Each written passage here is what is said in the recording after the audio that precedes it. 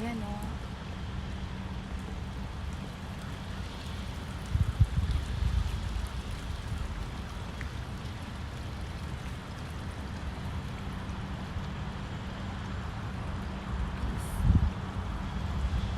This is my gate pass.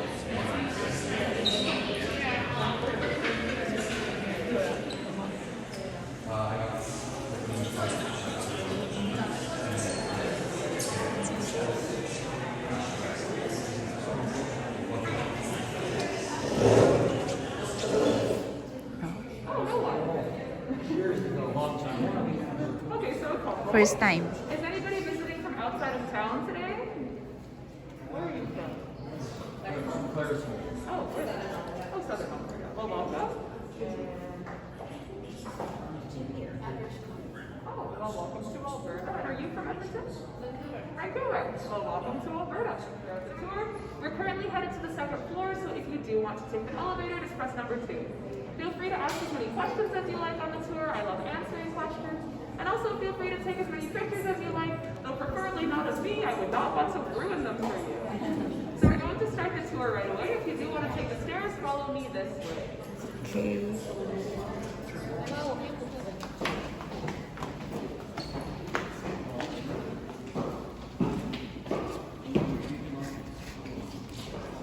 Wow.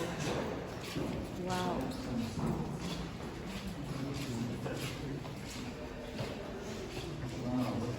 Wow. Amazing. Wow. Main rotunda. This is like the parlor of the Legislature building.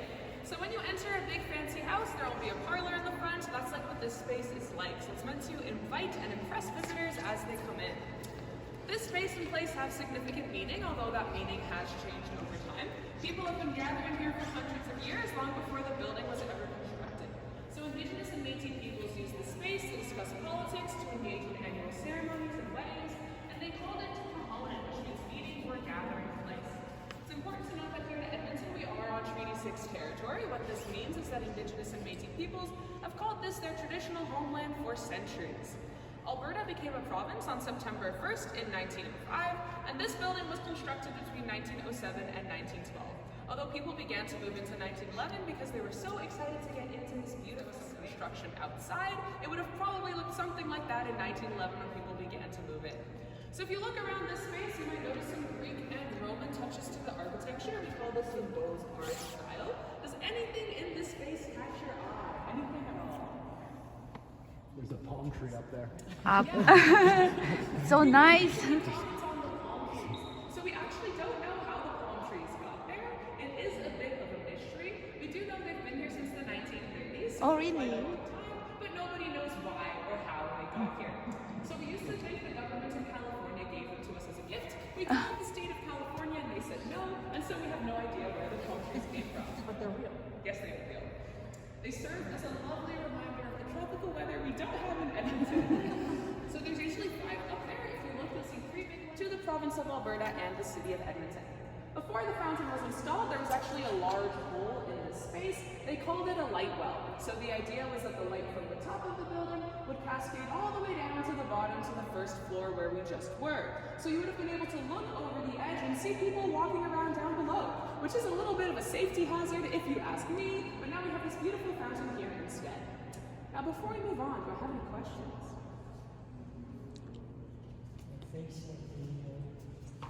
Yes, so great question. People tend to ask about those as well. So you'll see there's actually 4 of the Niitsitapi, or Blackfoot Confederacy.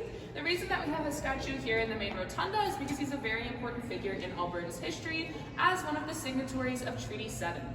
On his statue, you'll see a number of important symbols, starting with the pipe bag over here in his left hand. So a pipe bag would have held a pipe, as well as some tobacco, and the idea was that when 2 strangers met, they would exchange pipe bags, and this was considered to be equivalent to a handshake.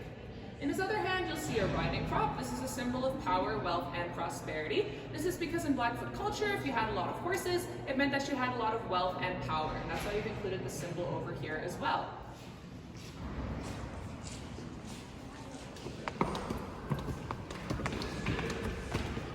Second floor.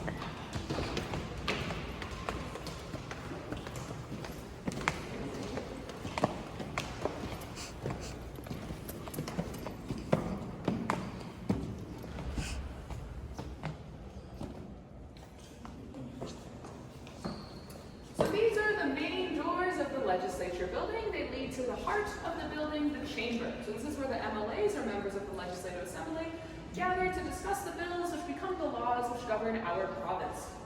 These doors are original to the building. They've been here since the building was completed in 1912, and they're made out of mahogany, which was imported from Belize. So these doors are already 110 years old. Wow. On the doors, you'll see a number of important symbols, starting with the crown up here at the top. This is a symbol of the British monarchy. So because Canada is part of the British Commonwealth, we've got this crown up here to remind us of that connection. Beneath that, you'll see Alberta's provincial crest. If you look up, you'll see a bigger version of it up there as well. We've got St. George's Cross at the top. This was the flag of the Hudson's Bay Company. So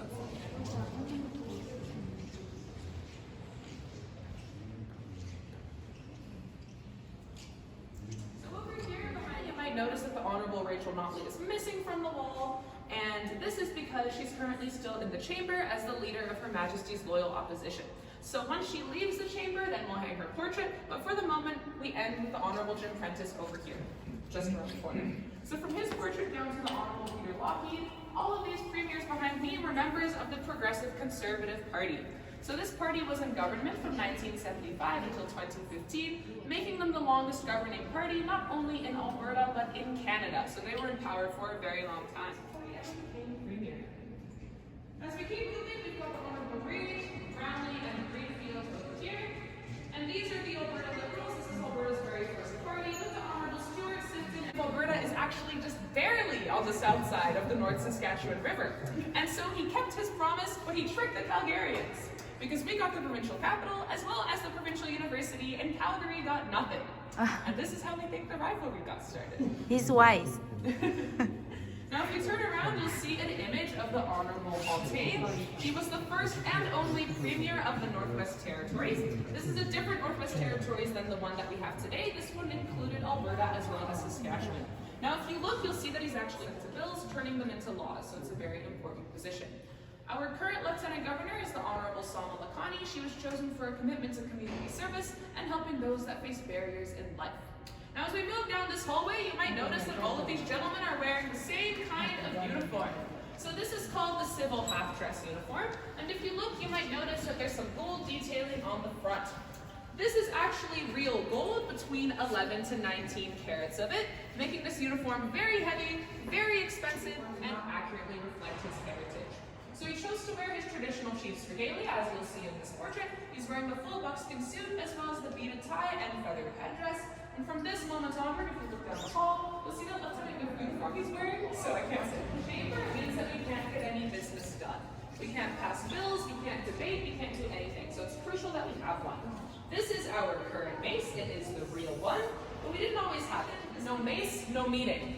So they had to get one on very short notice. They contacted a man known as Rufus E. Butterworth. He was a carpenter by trade, and he thought that he could make a mace for us on short notice. Now, because he was a carpenter, he didn't have access to any precious metals or stones, so we believe that this mace is actually made out of household materials. So any of you can make it at home. It is a DIY mace. Now, if you look over here, you'll see this long piece. We think it's actually a plumbing pipe.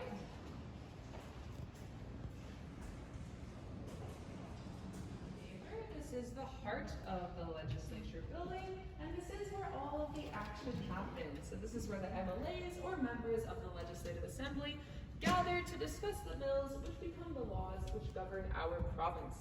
So in the province of Alberta, we have 87 constituencies. If you live here, you'll live in one. For example, like I said, there are 87 seats. However, if you were to count every single seat in this space, you would only count 86. And this is because the 87th seat is right over there. On that large throne-like structure, we call it a dais. That seat is reserved for the Speaker of the House.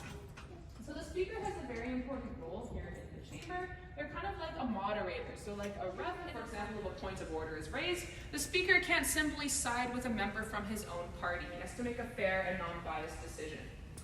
On the right-hand side of the Speaker, this is where the government sits. In front of the portrait of Queen Elizabeth II, the government always sits in front of the portrait of the reigning monarch. Currently, the United Conservative Party is in government in Alberta. They hold 61 seats, so many that they don't all fit for the independent members. So these members aren't affiliated with any party. They just represent their constituencies on their own. In the center of the chamber, you'll see a table. This is reserved for the table officers and the clerk. At the head of the table, this is where the clerk would sit, and the table officers and parliamentary council sit on either side. These people are not elected members, they're members of the LAO, or Legislative Assembly Organization. This is the same organization that I work in. Famous Five. If you ever go to Calgary or the House of Commons, you'll see a life-size version there. We just have this mini one on loan at the moment. So these 5 women were all from Alberta. They changed the lives not only of Albertan women, but Canadian women, and this is because they got them recognized as persons. So this was a very important change. They had to go all the way to the Supreme Court of Canada, and their case was actually thrown out. It wasn't accepted. So they had to go to the British Privy Council in 1929, and then their case was accepted and women were recognized as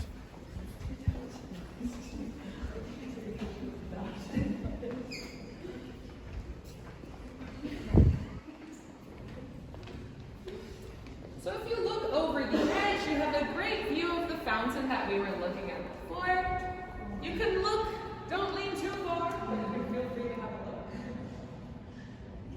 And like I said before, the fountain was installed in 1959 in search of the leak, and they found nothing. That's because what's happening here is actually an acoustic phenomenon. So when the fountain is turned on, the sound from the water bounces off the grand staircase.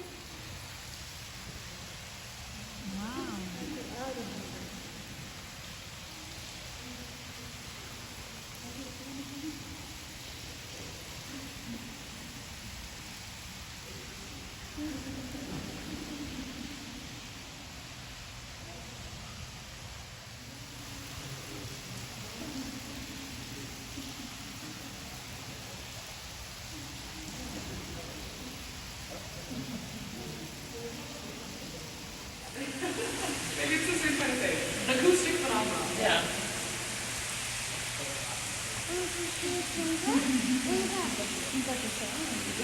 Oh,